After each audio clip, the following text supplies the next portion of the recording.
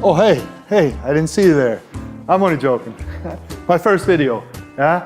I actually brought my machine in from outside in the garage, a little bit cold. But I'm gonna try my first brew inside on my new, actually it's not so new, I've had it for about 3 or 4 months. Brewie. I'm gonna brew a Oyster Stout. Got a little oyster here.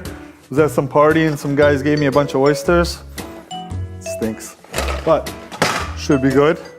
So let's get going. I'll take you through a few of the steps. I'm one of the lucky guys. A friend of mine has gave me some fresh hops today, so we'll try this out. It's probably not the most efficient in terms of making it bitter, but we don't need that much hops bitterness in this beer.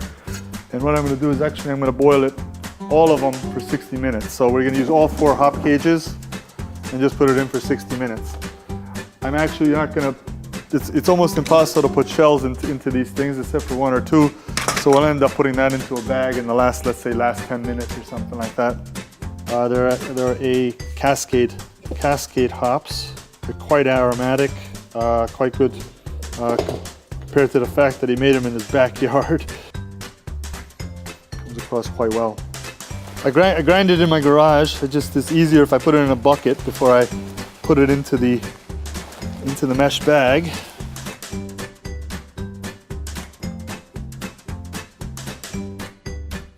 You can see a little bit of oat in there, give it a little creaminess. Otherwise, just a regular stout, kind of an American stout recipe. Though I did add a little bit of special B in there. Let's see how it goes. Let's get the bag in there. I learned over the past couple of brews to put this thing kind of on the 4 corners and the 4 sides. Seems to work much better because the water flows through it better. So let's get this thing filled up and let's get brewing. Since I'm indoors for the first time, I don't have my water inlet fixed. Actually, I'm going to show you something that I use. So I'm gonna put basically a couple buckets of water in. I'll give you the exact amount later. I don't feel like worrying about this. But what I wanted to tell you is that, you know, they have this inlet thing. What I found is I have these quick attach in my garage, and I'm able to put my hose and I'm able to bring the water from very far away. It's very handy, very useful, I would say. I'll put it on this eventually. I just haven't had the time. I just brought it in the other day. All right, let's get this bad boy going. We're gonna set up another camera above it. We'll do a time lapse. I'm not gonna comment for 5 hours on the machine. And then let's go grab some beers. We'll come back in whatever, 4 hours. Hopefully we can see still. But here we go. Let's get this thing going.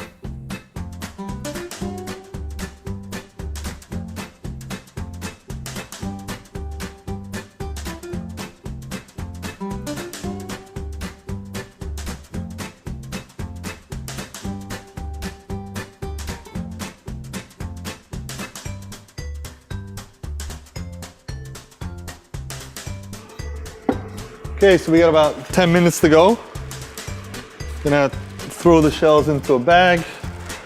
They've kind of been washed before, but I'm not so worried. Get a little bit of that oyster taste, maybe. I highly doubt it, but hopefully we'll get the brininess in there.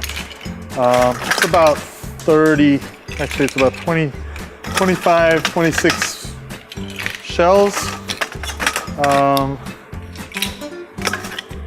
See how it goes. So I'm just basically gonna plop that into the side and let that sit in there. Hopefully that should hold. Maybe I'll put a weight on that later on, but it should be fine. Go have another beer. We gotta have to clean out my fermenter. Gotta get to that too. But we have enough time. 10 minutes, cooling for another at least 30 minutes. And then we'll put it into the fermenter. Okay, we're done. One thing I did forget is that we don't have any water inlets, so we're not going to be able to cool it down automatically. Anyways, we're going to do age-old tested method.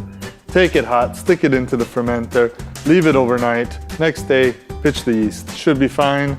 So real simple. I'm going to remove the shells. And then we're gonna basically pump the wort out of the machine. Basically drain it. It's not so difficult. Just hit the drain button into our clean fermenter. And then, yeah, Bob's your uncle. Yeah, we're done.